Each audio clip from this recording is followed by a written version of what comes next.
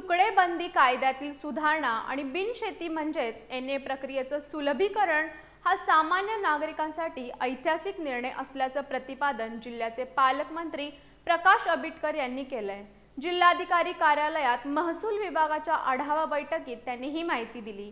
शासनाच्या नवीन धोरणामुळे आता एनए साठी सरकारी कार्यालयात चक्रा मारण्याची गरज उरणार नसून 15 ऑक्टोबर 2024 पर्यंत झालेल्या तुकड्यांचे व्यवहार कोणतेही शुल्क न भरता नियमित होणार आहेत।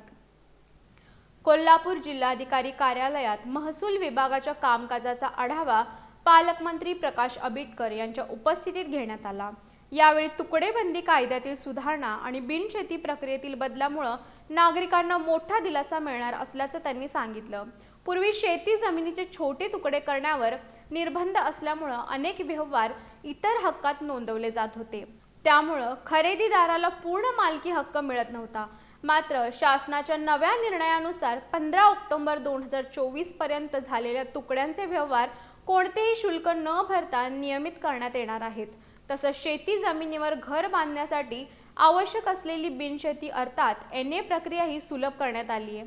विकास आराखड्यात जमीन निवासी झोनमध्ये असल्यास स्वतंत्र एनए प्रमाणपत्राची गरज राहणार नाही। बांधकाम नकाशा मंजूर झाल्यानंतर जमीन आपोआप बिनशेती मानली जाणार आहे।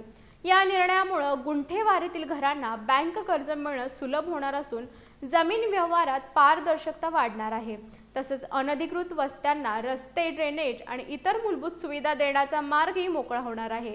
यावेळी खासदार छत्रपती शाहू महाराज, महापौर रूपाराणी निकम, आमदार अशोक माने, जिल्हाधिकारी अमोल येडगे यांच्यासह महसूल विभागाचे वरिष्ठ अधिकारी उपस्थित होते।